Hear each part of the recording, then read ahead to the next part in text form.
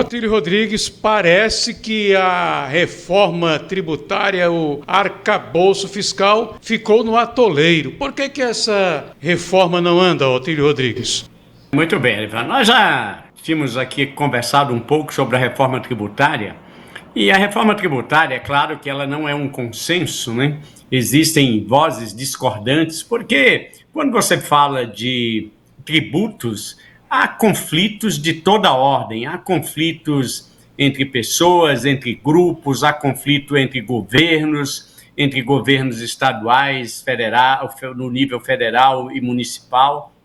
Jamais uma reforma tributária ela vai agradar a todo mundo. Começou a discussão no Congresso faz mais de 40 anos e o texto que foi aprovado no ano passado era um texto que, apesar de não ser perfeito, de não atender a satisfazer todo mundo, houve um avanço significativo, né, em algumas questões, que seria até bom a gente relembrar aqui, por que essa reforma tributária, que não é uma reforma deste governo, ele simplesmente estava no governo nesse momento. É uma reforma do parlamento brasileiro, é uma reforma do povo brasileiro. Quais são os pontos mais importantes dessa reforma tributária?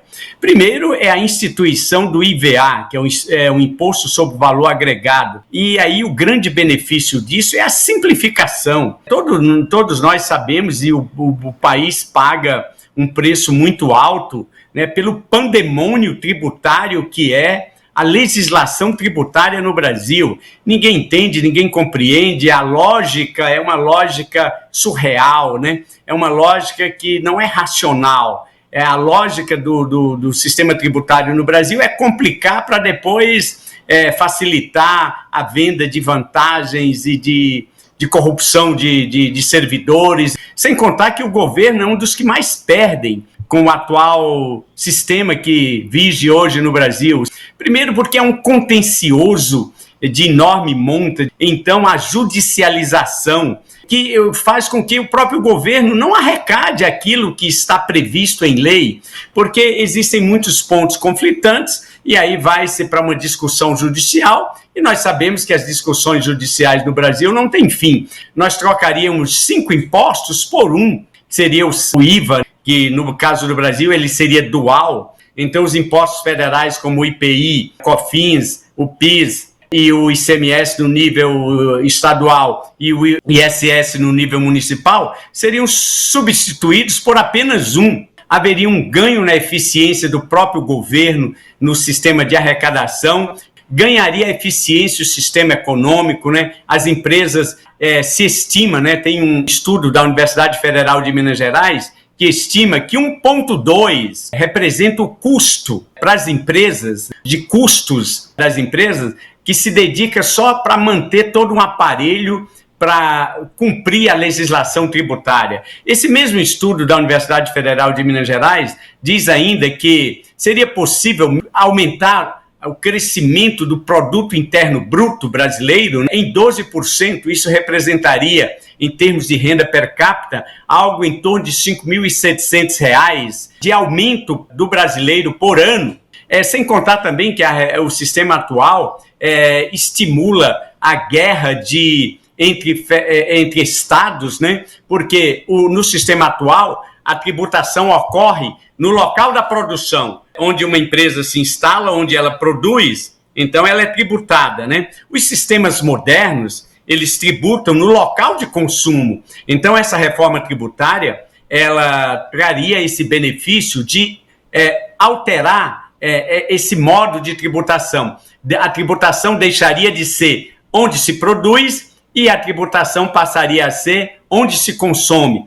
E para a gente ter uma ideia disso, esse tal de IVA, né, esse Imposto sobre Valor Agregado, ele é aplicado hoje em mais de 170 países do mundo. Agora, uma das críticas que se faz a essa reforma tributária é que o peso da carga tributária não pode ultrapassar o nível atual dos impostos, né? A chamada carga tributária é quanto que do total que o país produz, quanto que se paga de impostos, né? Hoje estaria em torno aí de 30 e poucos por cento. O governo diz que é 28%.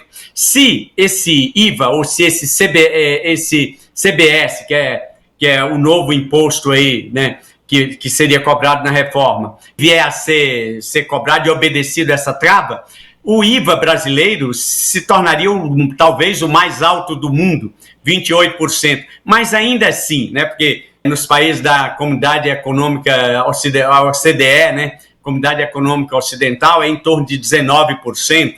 Apesar de vir a se tornar o mais alto do mundo, mas ainda assim traria ganhos quando se compara o que está sendo proposto pela reforma tributária e o estágio atual que nós nos encontramos. Então, ou seja, só teria ganhos a reforma tributária. Agora, o grande problema é que precisa de leis ordinárias para regulamentar a aplicação dos princípios que foram aprovados na reforma.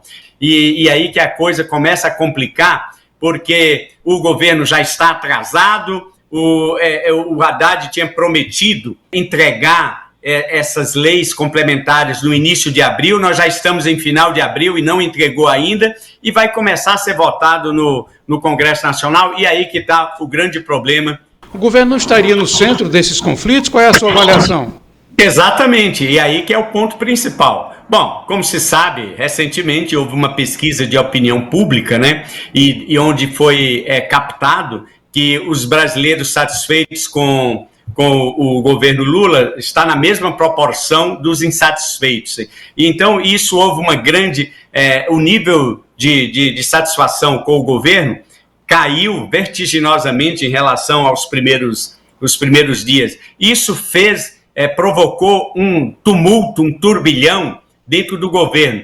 Então, toda a estrutura, o aparato do governo passou a começar a imaginar medidas populistas, né, para resgatar, para recuperar a sua aprovação, seus níveis de aprovação. Então, o problema começou aí, e aí a gente vê um governo frágil, um governo vulnerável, né, sem liderança no Congresso, e aí isso daí, o grande problema é que, a partir dessa fragilidade, dessa vulnerabilidade política do governo no Congresso, isto cria demora na aprovação da reforma, porque todas essas medidas, para você ter uma ideia, né, a pauta, o texto encaminhado pelo ministro Haddad tem mais de 500 páginas, né, e isso é o dobro do Código Tributário Nacional. E então imagine discutir tudo isso daí no Congresso,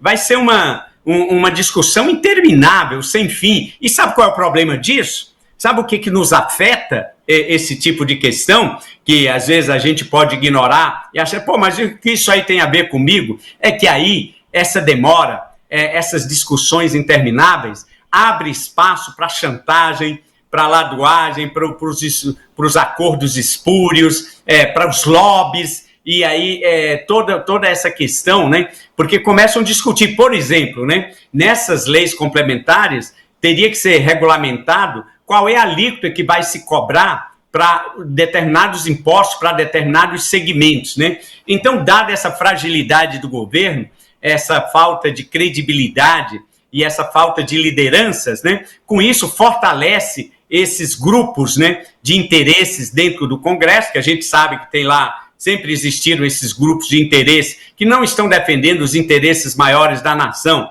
e sim defendendo interesses privados, interesses específicos desses próprios grupos, né?